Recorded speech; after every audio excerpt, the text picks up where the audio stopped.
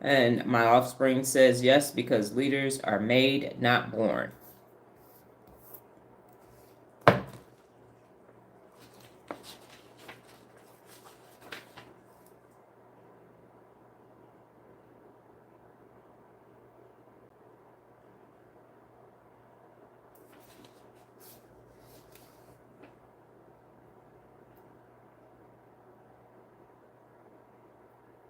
And Nola's response is actually the fourth sentence at the beginning of my book.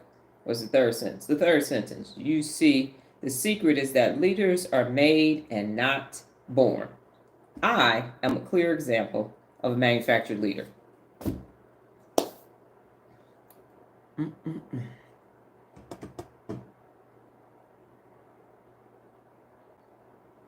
Kevin and Regina, are y'all explaining your answer?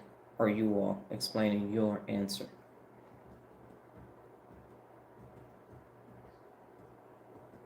And we used to have this debate, especially back in the day. I remember Dr. Gibson asking a question in accounting, if leaders were made or born. And people kept saying they were born, because back then it's like, you're a natural born leader. You're a natural born leader. No, you're not. No, you're not.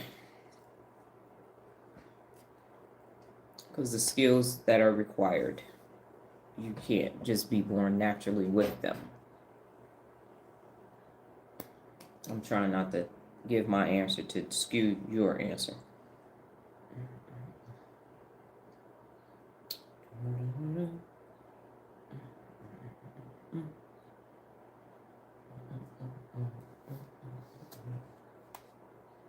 You're not born to understand other humans. Time and experience teaches you how to interact and understand them so you can lead them. Yes, that was part of the answer that I was going to say.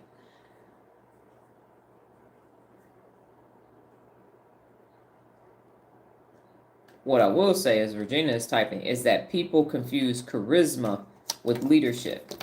So if you are naturally, you have the ability, a way with people, you walk in the room and everybody is drawn to you, that swag, that transference of transmuting is what it's called. You giving off these sexual hormones, and people are like just drawn to you. That animal magnetism. People in the past have confused that with actual leadership. No, that's pimp shit. That's not the same as leadership. Regina said, I think some people may exhibit the ability to be more responsible than others and are willing to be a leader. Yes, so you raise your hand, but as Kevin has mentioned, that it is a matter of you can't lead until you have the experience. Because, and what I found is that people can lead a certain group of people. You can lead a group of men or a group of women or a group of athletes, but a real leader has the ability to empower whomever they're in the room with.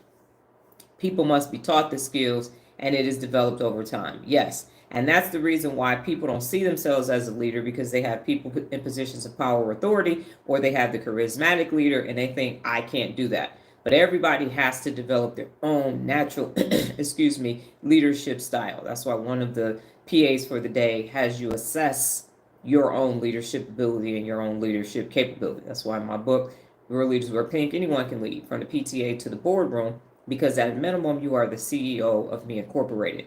And I know that once people start to see themselves as leaders themselves, and they use the 74 principles of real leadership, they will then be able to assess who is and who is actually not a leader.